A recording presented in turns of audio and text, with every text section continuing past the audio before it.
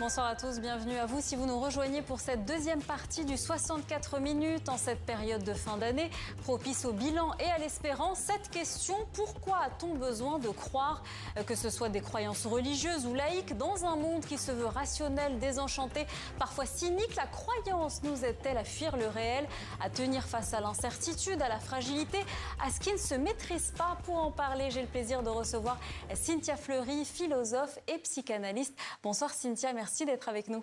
Bonsoir. Alors la croyance est souvent associée à la naïveté, voire à l'obscurantisme. On l'oppose même à la raison. Est-ce que cette opposition est fondée ? Alors pas nécessairement, puisque la croyance, si vous voulez, le besoin de croire, avant même d'être relié à la question de la religion, c'est souvent considéré comme un besoin anthropologique.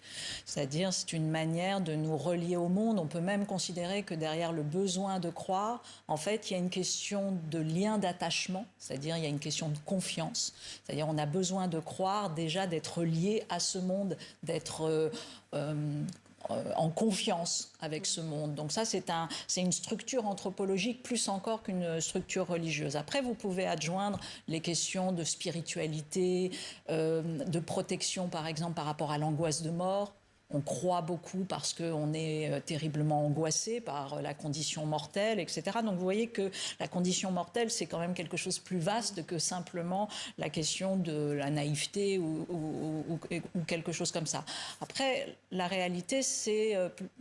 hélas, la croyance, c'est aussi l'opposé du rationnel, au sens où croire, ça va être privilégier une croyance par rapport à des faits, à de la science. Je le dis parce que, par exemple, ce qu'on appelle la post-vérité, aujourd'hui, c'est un régime de croyance. C'est un régime où le croire est supérieur à la science.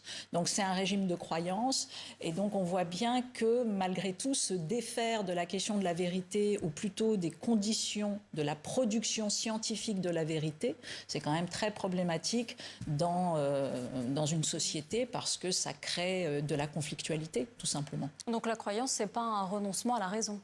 Non, c'est pas un renoncement à la raison, parce qu'encore une fois, par exemple, croire aux valeurs, croire à la justice. Vous voyez, c'est quelque chose. Chacun sait que c'est une fiction. C'est ce qu'on appelle les fictions régulatrices. Donc chacun sait que c'est une illusion, et en même temps c'est une illusion dont nous avons besoin pour faire société. Donc ce type de croyance-là, c'est une croyance rationnelle, si j'ose dire.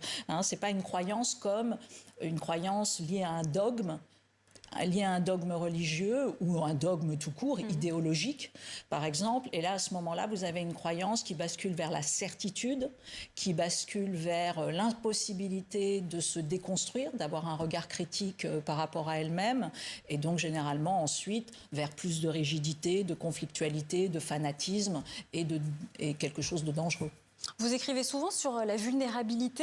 Est-ce que la croyance, c'est une manière d'embellir le réel, de le rendre plus supportable? Oui, sans doute. On croit en quelque chose de meilleur, on croit en un idéal possible. Donc oui, c'est une force de... À l'inverse, si ce n'est pas relié à quelque chose qui est de l'ordre du dogme, ça peut être quelque chose qui, au contraire, nous relie à l'espoir, à la question de la confiance, la question de la paix, si vous voulez, un système de... Voilà, on croit en quelque chose qui va nous emmener vers plus de pacification. C'est une belle croyance, vous voyez. Donc, on voit bien que la croyance, c'est pas que du côté de la naïveté, l'obscurantisme. Voilà. Une autre manière aussi de le dire, c'est le désenchantement. On oppose souvent le désenchantement et la croyance. En fait, c'est plus compliqué. Le nihilisme, par exemple. Le nihilisme, c'est une croyance. C'est une croyance dans le pire, c'est une croyance dans le néant, c'est une croyance dans le fait que rien ne vaut rien. Vous voyez, c'est une forme d'absence de discernement, parce qu'on va considérer que tout est à dénigrer. À partir du moment où on bascule dans ces formes de certitude, qu'elles soient pour le pire ou pour le meilleur, en fait, on est dans la croyance au sens d'une illusion. Et à partir de ce moment-là, on peut l'opposer à la raison. Si on est dans le fait de croire en une illusion régulatrice, déjà on sait que c'est une illusion, donc on n'est pas dupe, et à ce moment-là, je dirais qu'on est un peu humble, et on sait que oui, il faut se protéger de son angoisse, se protéger de son désenchantement, se protéger de sa mélancolie. Donc croire, ça peut être une forme de soin? Donc croire, ça peut être effectivement une forme de confiance, de pari, comme disait Pascal, une sorte de pari dans la suite possible heureuse. Est-ce que la croyance, c'est aussi une façon de dire qu'on n'est pas sûr, mais on aime à penser que... Oui, c'est-à-dire... Généralement, c'est pas posé comme ça. Généralement, la croyance, c'est véritablement opposé, et encore une fois, à juste titre, au rationnel, au régime de preuve. C'est-à-dire qu'il faut, et le régime de preuve dans l'état de droit, le régime de preuve privilégié dans l'état de droit, c'est celui de la preuve scientifique. Donc à ce moment-là, c'est très très important, encore une fois. Mais lorsque l'on croit à une histoire d'amour, si on ouvre de façon un peu profane, si vous voulez, la définition de la croyance, à ce moment-là, on voit bien que c'est d'abord une affaire de lien. Comment je vais continuer de faire lien avec ce monde qui ne fait aucun sens, avec ce monde qui est absurde? Il faut bien quand même que quelque part je croie en quelque chose qui est un tout petit peu plus positif. Vous voyez? Donc c'est ce côté-là. Mais encore une fois, ce n'est pas la question du croire dogme, du croire certitude. C'est quelque chose qui est plus ouvert. Donc vous le disiez, il y a plusieurs formes de croyances. Est-ce qu'on peut vraiment ne croire en rien? Est-ce qu'on peut échapper à la croyance? Non, je ne pense pas, justement. Parce qu'à partir du moment où on pose que le nihilisme, qui se définit comme une croyance en rien, en fait, c'est une croyance. C'est une croyance dans le rien, si vous voulez. C'est-à-dire, c'est une croyance dans le fait que tout se vaut, que nous ne pouvons nous appuyer sur... aucune norme, aucune valeur, que les valeurs n'existent pas, etc., etc. Donc ça, c'est une croyance même extraordinairement ancrée et qui produit chez les individus parfois pas mal de ressentiments. Et on sait à quel point les êtres qui sont dans le ressentiment sont totalement victimes de leurs croyances, de leur délire, de leur manière de voir le monde. Donc non, je pense qu'on ne peut pas tellement échapper à la croyance. Oui, même si de plus en plus de personnes se disent non-croyantes, elles croient finalement en quelque chose. Oui, c'est ça. C'est-à-dire qu'encore une fois, on peut se définir comme non-croyant, athée, et c'est toujours compliqué. Vous avez la différence entre ceux qui disent qu'ils sont athées et ceux qui sont agnostiques. Généralement, on va considérer que les non-croyants au sens de « je ne sais pas », c'est des agnostiques. Les athées sont certains que Dieu n'existe pas. D'une certaine manière, on pourrait leur retourner la chose en disant mais c'est une croyance dans la non-existence divine. Bon, je joue un peu sur les mots, mais on voit quand même que voilà, il y a des croyances qui se situent du côté d'un je ne sais pas. Et puis vous avez des croyances qui sont, et c'est ça que généralement on appelle croyances, qui sont attachées à quelque chose qui est définitivement clos. Et c'est ça le danger. On peut croire aussi aux superstitions, à l'horoscope, aux extraterrestres. Est-ce qu'on a besoin de se raccrocher à quelque chose? Alors non, je rassure tout le monde n'est pas obligé de basculer dans la superstition pour se rassurer. Bien au contraire, non, il faut essayer au contraire de ne pas être trop dans ce type de falsification, de croyances fausses, parce que ça vient généralement plutôt nous pourrir la vie et nous angoisser. Donc non, maintenant, vous savez, il y a des petits riens comme ça. Les gens, effectivement, ont besoin de se... On a peut-être besoin de rites de se rassurer avec des petites choses. C'est-à-dire que souvent, pour prendre la question de l'horoscope, bon, il y a sans doute des patentés de l'horoscope, mais la majorité des individus utilisent l'horoscope comme une espèce de petit bonbon, si vous voulez. C'est-à-dire, c'est des phénomènes comme ça de réassurance ponctuelle. On y croit quand ça nous arrange. Exactement. Donc, en fait, c'est pas véritablement de la vraie croyance. C'est des espèces de petits supports émotionnels à un instant T. Et donc, je dirais que oui, c'est pas très grave. Est-ce qu'il y a des croyances plus dangereuses que d'autres? Oui, très clairement.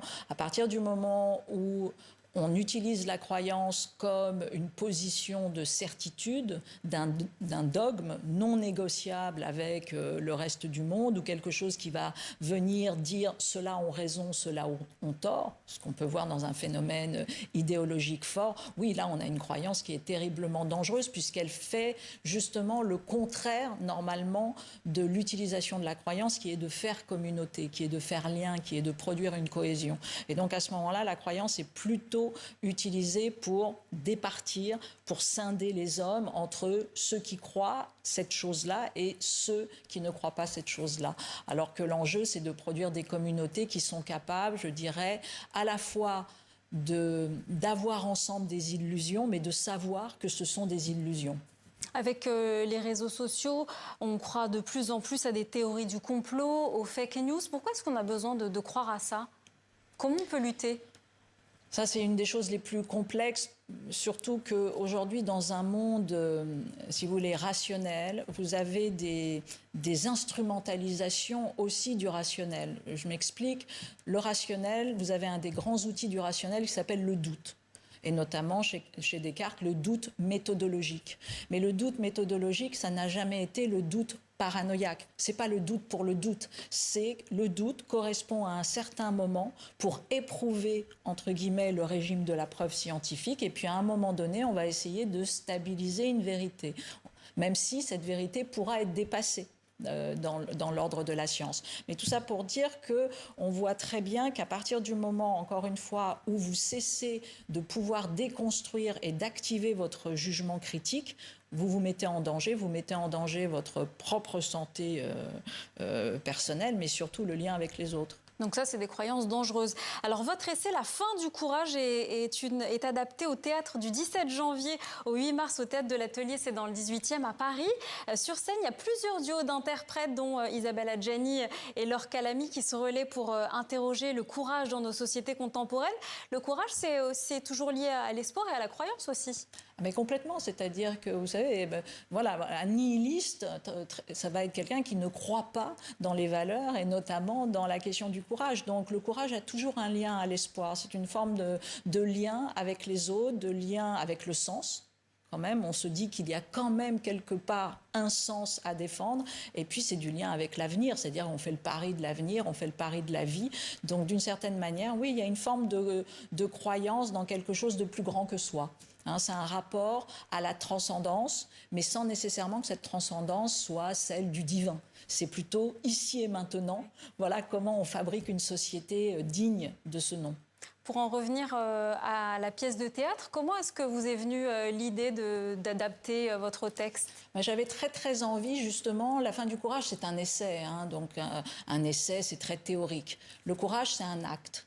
C'est un sentiment, c'est à un moment donné une urgence presque. Bon, c'est un vécu, c'est une expérience. Donc c'est vrai que le théâtre, avec son incarnation, avec les corps, je me suis dit, voilà, ça me manquait d'avoir la possibilité d'offrir cette expérience aux spectateurs et puis surtout de dire à tous ceux qui, parce que c'est ça que raconte la pièce, enfin la pièce, la petite forme théâtrale, de dire tous ceux qui ont perdu courage, tous ceux qui sont découragés, à un moment donné, venez et puis on va reprendre courage ensemble. Il y a un peu une expérience comme ça et ça raconte tout simplement deux profils comme ça qui ont perdu le courage et qui sont très différentes, qui font des négociations avec l'inacceptable de ce monde et qui vont essayer de reprendre courage grâce à l'autre, l'une grâce à l'autre. En l'occurrence, là, c'est 4 duos superbes de femmes.